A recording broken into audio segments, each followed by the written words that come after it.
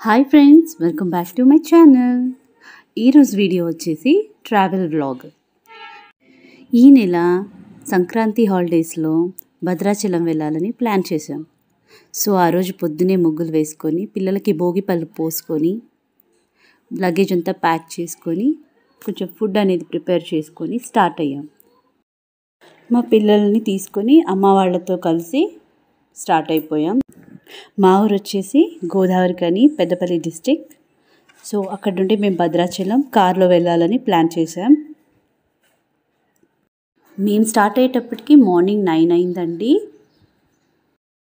So దారిలో ఆగి breakfast చేసాము.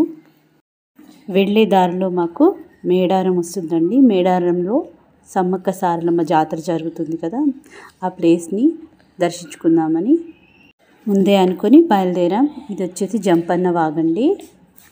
తర్వాత అమ్మవార్లకు మొక్కుకొని మేము అక్కడి నుండి భద్రాచలంకు స్టార్ట్ అయిపోయాం.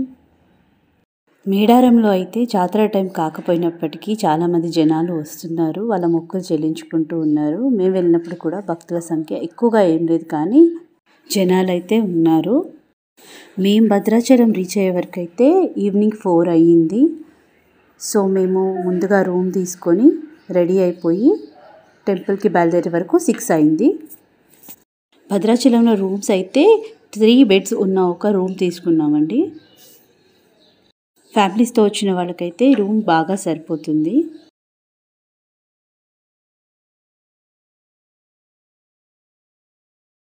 అయితే temple view from out side.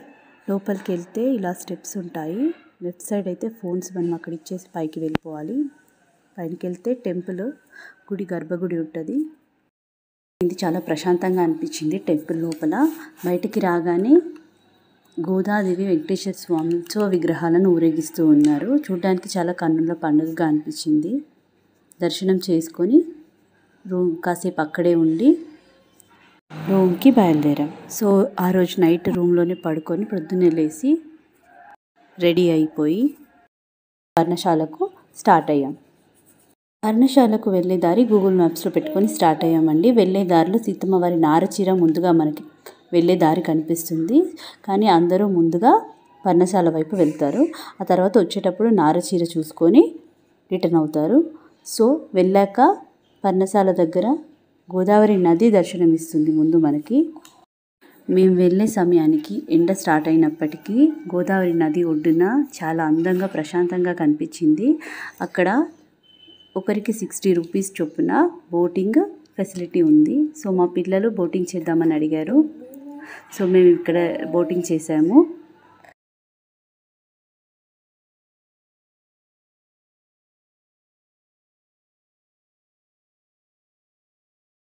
So అక్కడ వాళ్ళు లైఫ్ జాకెట్స్ ఇస్తారు, అవి వేసుకొని బోట్లో కూర్చున్నాము.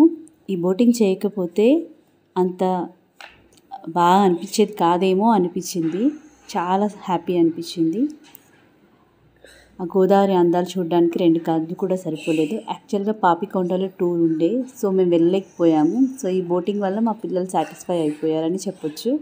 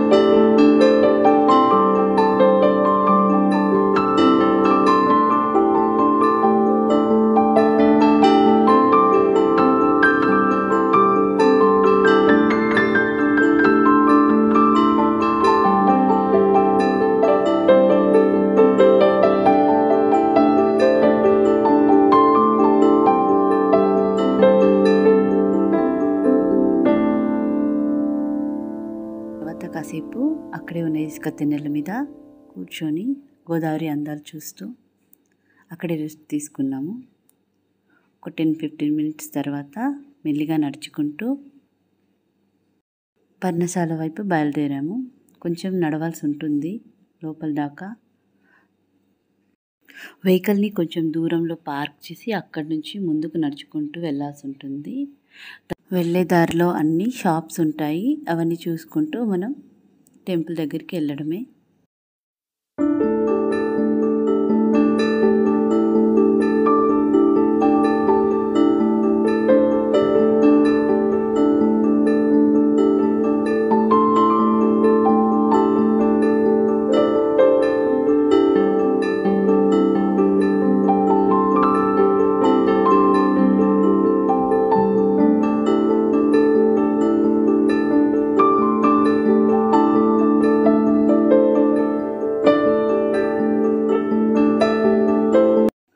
సో ఇదేనండి సీతమ్మ వారి పర్ణశాల దగ్గర ఉన్న టెంపుల్.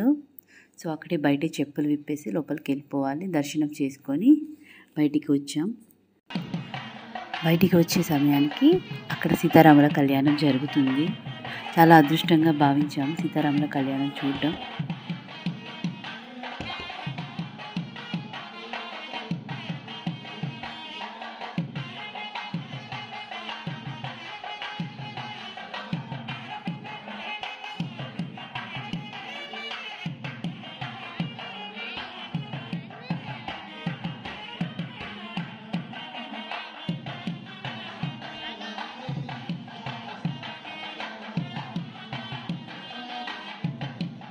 సో కళ్యాణం అయిపోగానే అక్కడే లడ్డు ప్రసాదం ఒకటి తీసుకొని మేము ఆ టెంపుల్ నుంచి బయటికి వచ్చాము. టెంపుల్ నుంచి బయటికి రాగానే మనకి పర్ణశాల సీతారాముల వారు ఉన్న విధంగా సీతాదేవి, రాముడు, లక్ష్మణుడు, రావణాసురుడితో పాటు విగ్రహాలను ఏర్పాటు చేసి ఒక కుటీరం ఉంటుంది. సో అది చూడడానికి మేము వెళ్ళాము. సో మనకు యూట్యూబ్లో పర్ణశాల అంటే టెంపుల్ చూపించారు. ఈ ఐడల్స్ ఉన్న కుటీరాన్ని చూపిస్తారు. చాలా అందంగా ఉంటుంది. సో ఈ పర్ణశాల కుటీరం పక్కనే శివుడి టెంపుల్ ఉంటుంది, శివాలయము. అక్కడ శివుడిని దర్శించుకొని నడుచుకుంటూ బయటికి వచ్చాము. సో అక్కడే జటాయువు, ఆంజనేయ స్వామి విగ్రహము, శూర్పణఖ, రాముడు లక్ష్మణుడు, రాముడు సీత, ఇవన్నీ విగ్రహాలను ఏర్పాటు చేశారు. చాలా బాగున్నాయి చూడడానికి. కొన్ని డ్యామేజ్ అయి ఉన్నాయి అప్పటికే, కానీ చాలా బాగున్నాయి పిక్చర్స్ మాత్రం.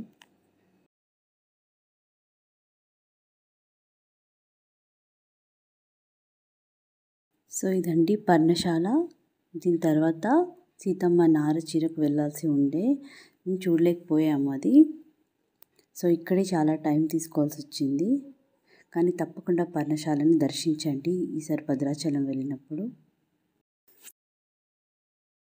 సీతమ్మ నారచీర అనే ప్లేస్ కూడా చాలా చూడదగ్గ ప్లేసు. అక్కడ సీతమ్మ వారు ఆరేసుకున్న నారచీర, రాముడి పై పంచ, రాముడు కూర్చున్న సింహాసనము, రాతి సింహాసనము, ఇంకా రాతి పళ్ళెము, ఇలా చాలా చూడదగిన థింగ్స్ ఉన్నాయి. సో ఇదండి ఈరోజు వీడియో. నా వీడియో కనుక మీకు నచ్చినట్టయితే like, share and subscribe my channel. Thanks for watching.